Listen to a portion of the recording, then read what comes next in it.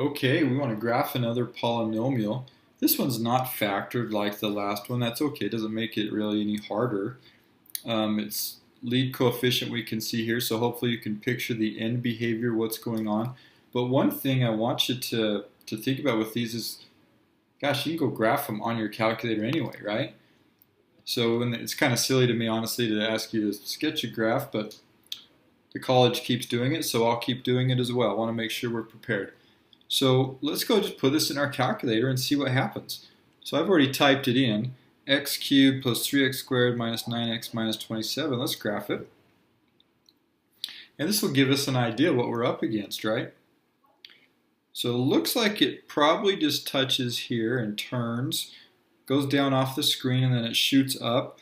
Well, that end behavior shouldn't surprise us. Odd degree, so the ends are opposite. Positive out front, so it falls to the left, rises to the right, very similar to the last one we saw. Let's go change our window though so we can see what's going on out here. Again, one way to do that, easy way, go to our table. Let's see what kind of values we're seeing here. So if I go table, let's see. At 1, I'm negative 32. So let's go out to my window and let's change that y min to like minus 35. And for my scale, I'm just going to change it to 5. I like to see those tick marks on the graph. It's not a huge deal. Now let's graph it and see.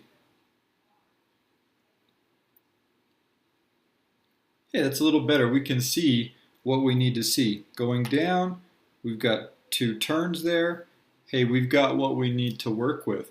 So now I could go find these values pretty easily, right? Where it crosses. So you could get a lot of information right from the graph. So let me set that aside now, and let's just come back and show you another way. We could find zeros pretty easily.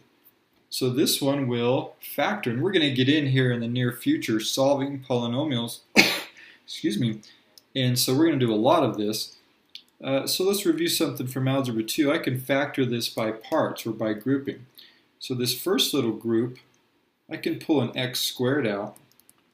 So x squared times x plus 3 would be left. The second group, I could pull a minus 9 out, and that would leave x plus 3. Oh, notice there's an x plus 3 in common. What if I factored that out? So that would leave x plus 3 times x squared minus 9. Well, x squared minus 9 will factor. It's a difference of 2 squares. So x plus 3, x squared minus 9 will factor to x plus 3 times x minus 3. Hey, notice these are the same. So that means we have multiplicity here. So I could rewrite this function as x plus 3 squared, so there's a 0 with multiplicity 2, times x minus 3. And let's plot a couple things. So I started a little graph down here because I kind of already scaled it out. I knew it was going to happen using my calculator. So x minus 3 is a 0. That means it crosses at x equals 3. And notice I said crosses. We can see that on the graph here, right? If I go back to it where it crosses. But also because of that odd multiplicity, you know it crosses through. And there's also a 0 at negative 3. And it turns.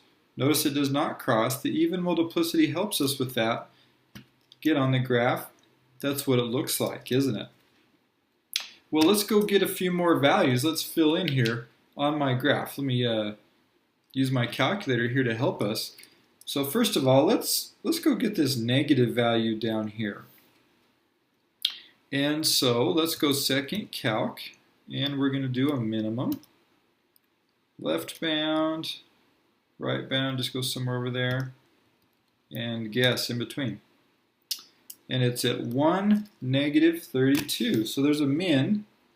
Let me just write that. There's a min at 1, negative 32. Notice I didn't have to find that maximum value, because it's actually at negative 3 there, is where it touches. It doesn't go through that.